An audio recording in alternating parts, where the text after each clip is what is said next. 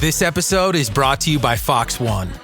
Watch all 104 matches of the FIFA World Cup live in 4K for just $19.99 a month with 3 days free.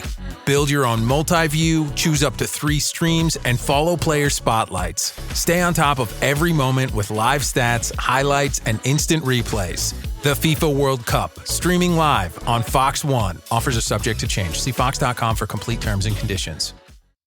The Rush Hour with James Golden. Entertaining and informative. On the Red Apple Podcast Network.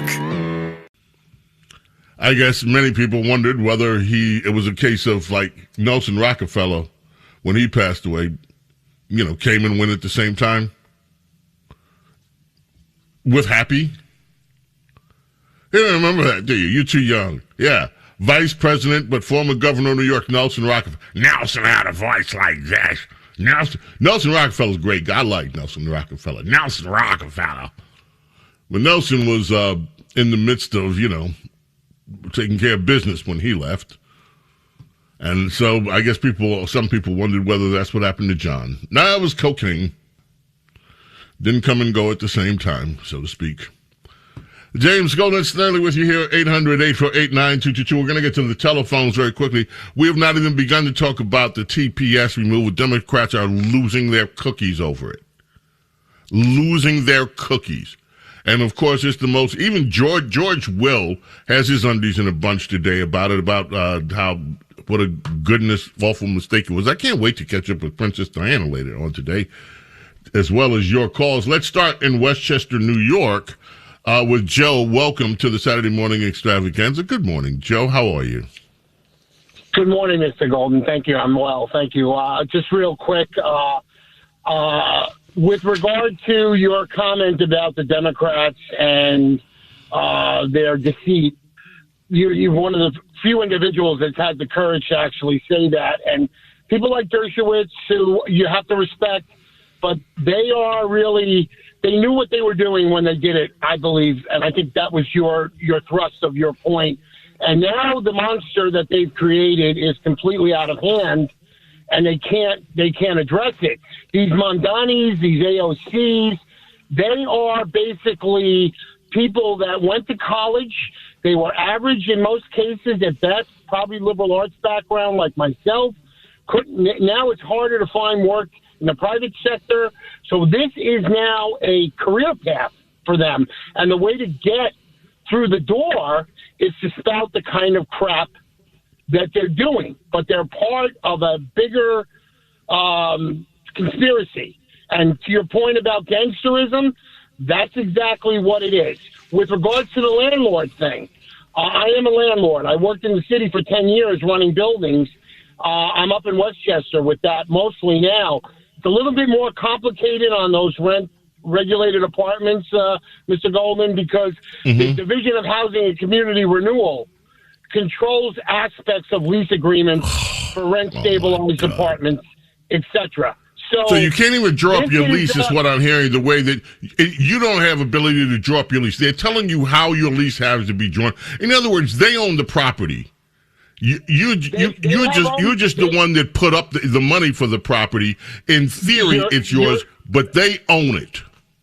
Yes, you've been a caretaker in many ways for a long time, and with regard to that, what's happened is that when you had the deregulation under Giuliani and Pataki, there were a lot of positives that occurred. But what happened was, as time wore on with the massive development that's occurred in New York, the developers went strictly high-end. They went luxury. So the people that are implementing these laws are generally not touched by that in the sector, and they don't have to actually deal with the consequences of these decisions that they make. Meanwhile, it's a self-cleaning oven. It just keeps going, and you have more and more problems with it. You have more and more people that are dispossessed from their apartments, which creates a greater crisis in the long run, in my opinion. And I've seen it firsthand. A childhood friend of mine is the lead guy of the Coalition for the Homeless. And he grew up here in Larchmont, New York, where I'm calling from. And this is like a whole system that's been created, and it just keeps going. let me just point, and thank you for the call, and I'm just going to take advantage of your call to just bounce off a few things. As you said, these liberals went to colleges. They went to liberal colleges that liberals created. They come out with liberal indoctrination. They live in unaffordable cities that are unaffordable because liberals have had their way with policies. Everything from housing to now grocery, food, to transportation. Every single thing that liberals are complaining about is unaffordable has been run into the ground by liberals to make it unaffordable. And so their solution is to just take and steal money from the producers of society to try to keep putting Band-Aids over the fact that their policies have ruined everything that can be touched almost in big cities. Democrats run these cities. They complain about the unaffordability. They caused it. All of these kids that are coming out with this socialist claptrap have learned it in liberal schools that Democrats have created. The welfare state that Democrats have created is becoming unmanageable. And what do they want to do? They don't want to fix it. They never want to cut it. They never want to. They just want to take more money from people that earn it to throw into it. Everything these people touch turns to... I gotta take another call. Let's go to Viviana in Brooklyn, New York. Good morning, Viviana. Oh, glad to talk to you. I have been infuriated on how brazen Mandami, even though he said he would be exactly this, but how brazen he has staged a takedown of the Democratic Party here in New York. I believe strongly that he had an agreement with Congresswoman Nydia Velázquez. They said, I'll help you get elected as long as you don't touch my candidate, Adriano Espaillat. And what he did is he staged an aggressive takeover of that seat. And I know that Congressman, he is a man of honor. He really cares for his community.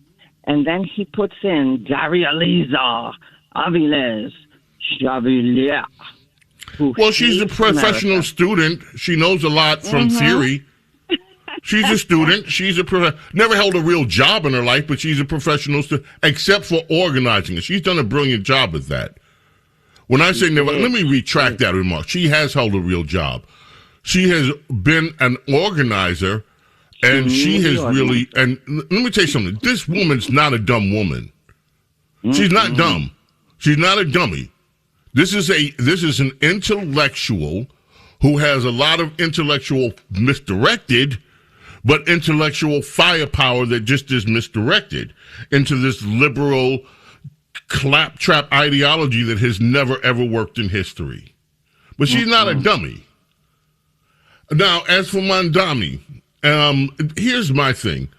Mandami is, what is happening to New York is happening to New York. It is not just New York. They are, look at what has happened to Colorado. Look what is the entire state of the Southern California.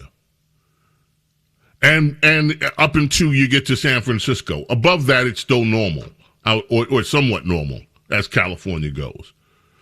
But look what has happened in Arizona. Look at every blue city. Look at the awfulness of Philadelphia and Baltimore from these once great cities. Look at the way that Democrats have run Atlanta. Look at the way that they've run Pittsburgh. Go to cities like Patterson. You go to New Jersey. Go to Newark. Look at what they're doing everywhere. Everywhere that these people touch with their ideology turns to crap. And yet they are unrepentant and they're getting stronger and stronger. And the only ones that are standing up to them are Donald Trump and his administration. Some of the Republican senators that should be helping to fight this crap are too busy because they hate Trump, like Lisa Murkowski. And sometimes Rand Paul, I like Rand Paul sometimes, and sometimes I just don't know what planet he's from. Thanks for listening to The James Golden Show. You can hear The James Golden Show Saturday mornings at 7. If you like the podcast, share it with your friends and listen anytime at WABCRadio.com and download the WABC Radio app. Hit that subscribe button on all major podcast platforms. Plus, follow WABC on social on Instagram, TikTok, Facebook, and X. See you next time for a new episode so you never have to wonder. What the heck is going on here?